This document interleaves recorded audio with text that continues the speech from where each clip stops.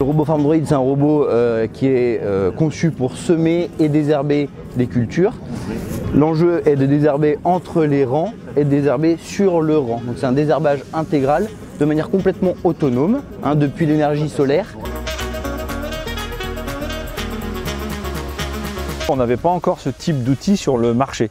C'est vraiment la première fois qu'on peut dire dans une parcelle, le SMI, désherbage, on met un outil en place et il se débrouille. Le robot Farm Droid fonctionne avec des panneaux solaires autonomes, il n'a pas besoin d'aller recharger la ferme, c'est un gros atout. Ce qui est important de savoir, c'est qu'il est complètement aveugle, il fonctionne en fait sur la géolocalisation de chaque graine, qui va permettre ensuite en robot, une fois qu'il a semé, de repasser pour biner et de ne pas détruire la culture qui est en place. L'agriculteur peut suivre sur son smartphone là où on est le robot, ce qui fait que pour l'agriculteur c'est relativement facile à suivre.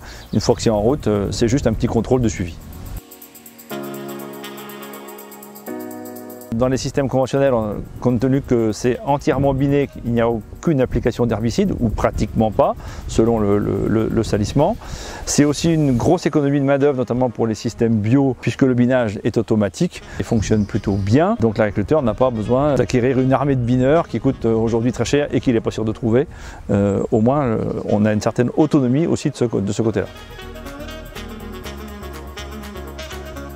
C'est de voir quelles sont un peu les limites de ce type d'outil, de voir ce qui fonctionne plutôt bien. Donc on a plusieurs situations, dont la ferme pilote innovation, sur lequel on teste d'autres innovations, notamment sur betterave, puisque c'est la culture plus adéquate à ce type de robot. Mais il y a aussi d'autres plantes, comme des oignons, des betteraves rouges. Voilà. Toutes les graines qui peuvent se semer sont adaptées à ce type de robot.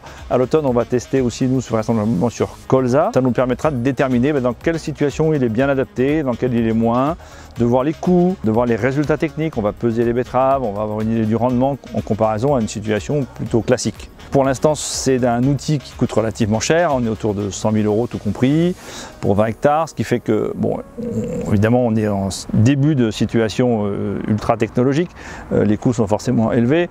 C'est pour l'instant pas un frein, on est dans le test, dans le diagnostic. Ensuite, probablement que les coûts iront à la baisse. On est là pour évaluer justement quel serait le seuil de rentabilité le plus adéquat. On est dans le cadre de l'innovation financée par la région Île-de-France, qui est une smart région et qui permet justement le test de ce type d'outils. Voilà, et la Chambre d'agriculture met en œuvre l'outil, elle, sur le terrain, chez les agriculteurs.